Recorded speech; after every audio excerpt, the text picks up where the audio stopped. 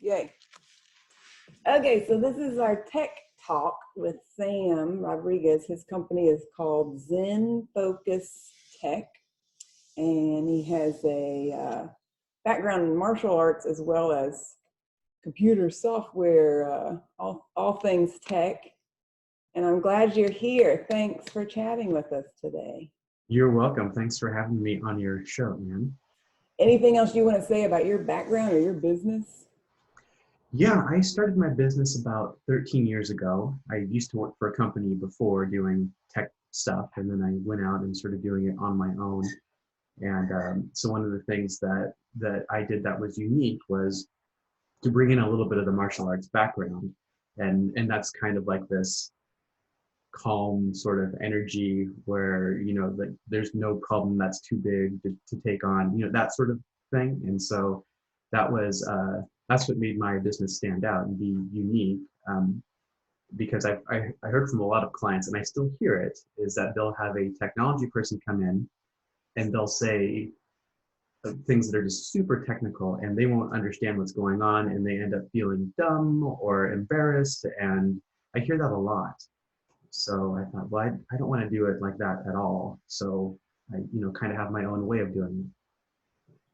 I love it. And we can tell just from talking with you that, yes, this calm, you have a very soothing voice, and it's a pleasure to listen to. And when people call you, they're probably frazzled and frustrated, right? Yeah, that can be. There's sometimes where I'll get a call and someone will say, hey, my brother-in-law helped us set up our computers, but he's gone now and everything is falling apart and we don't know what to do and we've got to do payroll. And it's always at the last minute, always lots of stress. And just by coming in and talking to them, they feel a little bit more calm. And then, I can help them get out the sort of the explanation of what's going on, and figure out to dig into the nuts and bolts and get it all taken care of pretty quickly. I love it. Now, you were telling me a cool story the other day about a martial arts studio that you work with that is thriving during all of this. That's right. So they obviously are closed down right now to the public, but their employees are still coming in, and they had me come in as well. So the thing they're doing right now is they're getting prepped for when they open again. So they are cleaning every surface and all the floors, and they are repainting, and they're doing some remodeling, and they're cleaning up things that haven't been cleaned up in quite a while, including their computers and all their IT stuff. So I can come in while there's kind of a lull in activity and really get some work done without too much of an interruption. And so they are using this time to really think ahead and look at the big picture and be really prepared to hit the ground running when things open up again for them. I love it.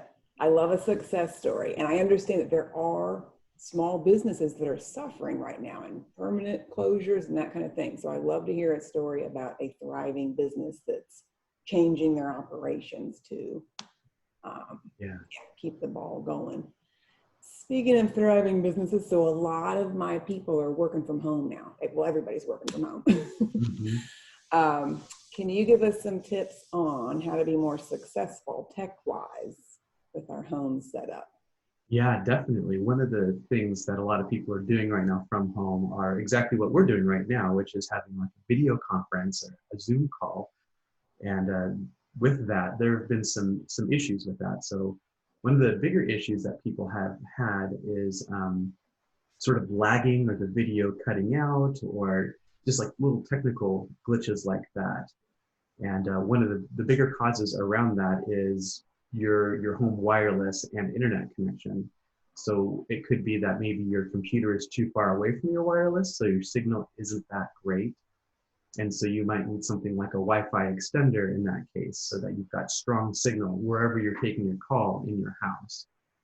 It could be that your internet connection is a little too slow, and you might have to call your ISP, like Comcast, for example, or CenturyLink, and have them come out and do some testing to see if maybe you're not quite getting the speed you're paying for. So they might need to replace your modem / router that they're leasing to you, or maybe they have to replace the line.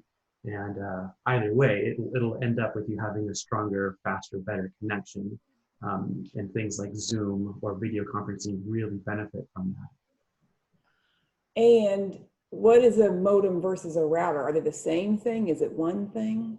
They can be one unit, and most of the time they are one unit when you just go and call Comcast or CenturyLink and you subscribe to their service. They'll almost always just bring one unit. However, if you're a little technically minded, you might say, well, rather than lease the unit, I think I want to buy my own. And if you do that, you can buy them in pieces. You can buy the modem part of it, and you can buy the router part of it, and then configure them and get it all working the way that you want. That's not always the best way to go for most people. I think I like to take things, look at things from the simplicity route. So if it's just one device for someone who maybe doesn't know a lot about technology, that tends to be a better fit. But if someone is really technically minded, it might be a better fit to buy the devices themselves and configure them. Great. Okay, Ada has a question. She says, is about security. What is a safe server and search engine? Should we change admin password for our modem? Ooh, good question. Yeah, those are good questions. So the big picture is anytime you have a new device, like a modem, or it could be like a Nest thermostat, or it can be any sort of device that you buy for your home, you'll want to change the password on it, the default admin password. And there have been just news story after news story where there are these hacker types that they break into the baby monitor and they start talking to the baby monitor saying, hey, you need to change your password. And that's a real story. So that's very concerning if you're concerned about your security and your privacy at home. So it's always a good idea to change that username and that password. Excellent. All right, if anybody else has questions for Sam, you could unmute yourself and fire away.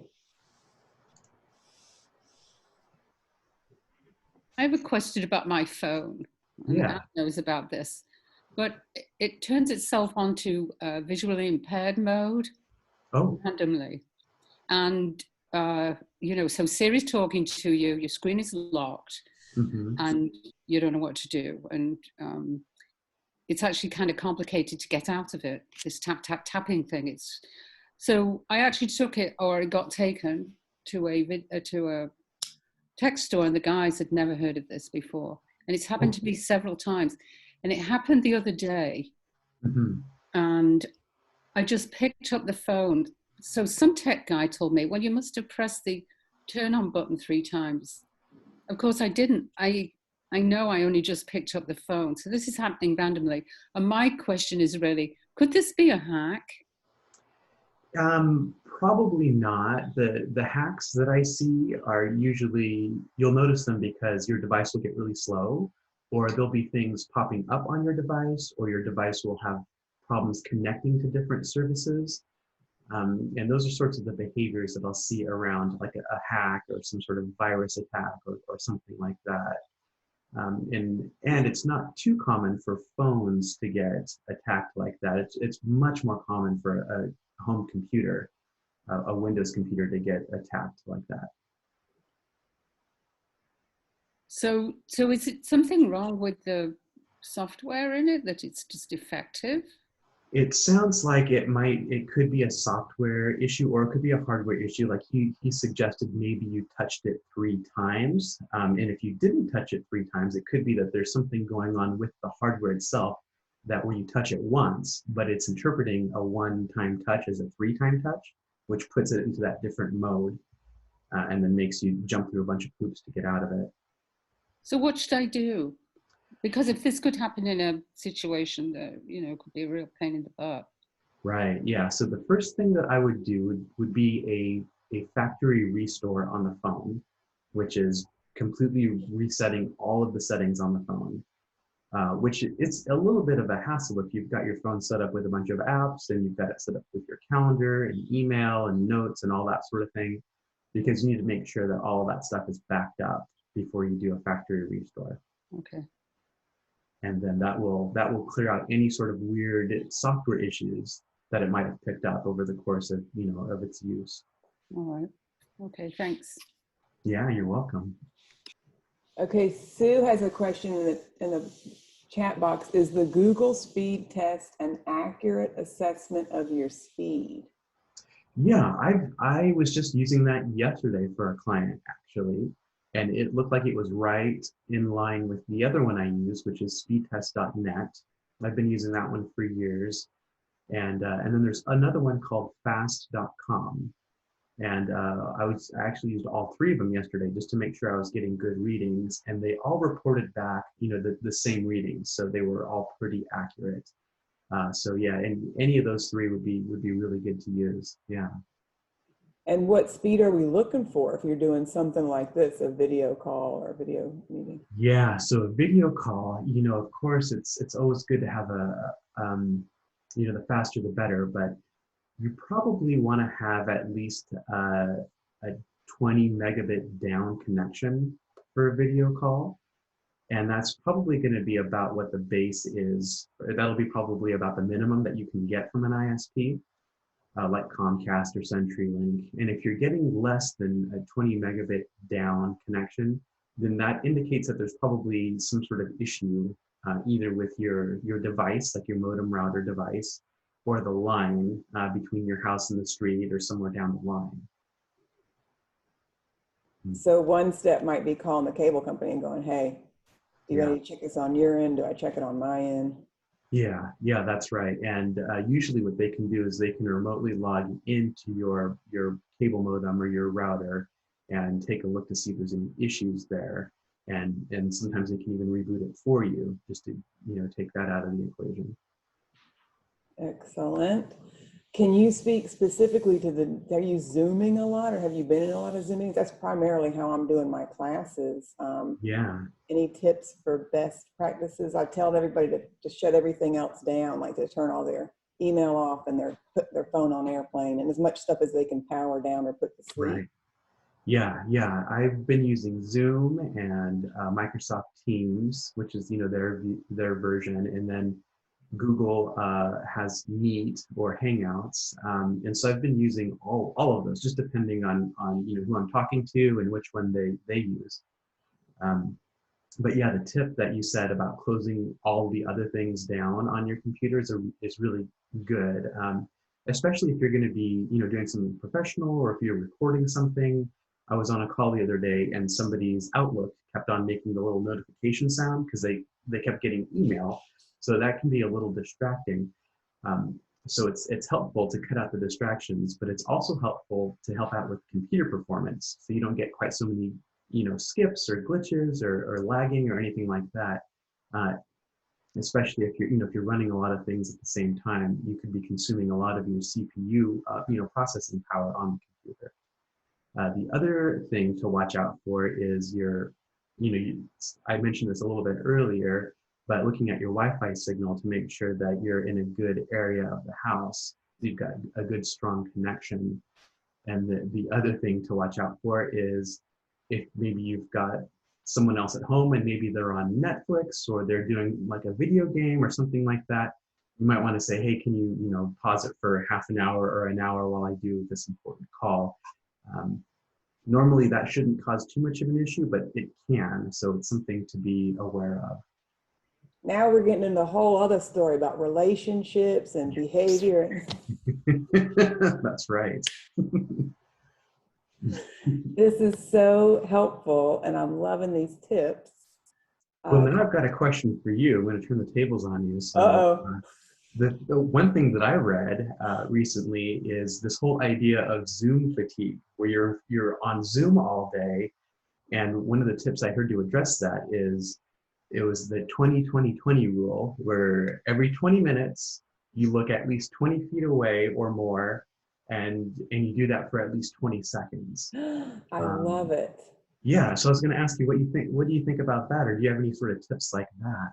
I've heard that exact thing. That's a great memory cue, 20-20-20. What I've been doing is I'll go take my lunch on the back deck and just stare at the trees and stare at the birds, just get away, because I'm doing about 3 to 4 hours of one-on-ones with my clients and classes. So that's time between the computer. And then also emailing and I'm working on programming and I've got some new stuff coming. So I'm sitting at this computer, but I sit in like a high chair, and then this one I sit on the floor. So I mix it up where I'm either on the floor, I'm on a Swiss ball, I'm standing, but even that, your eyes were not meant to be.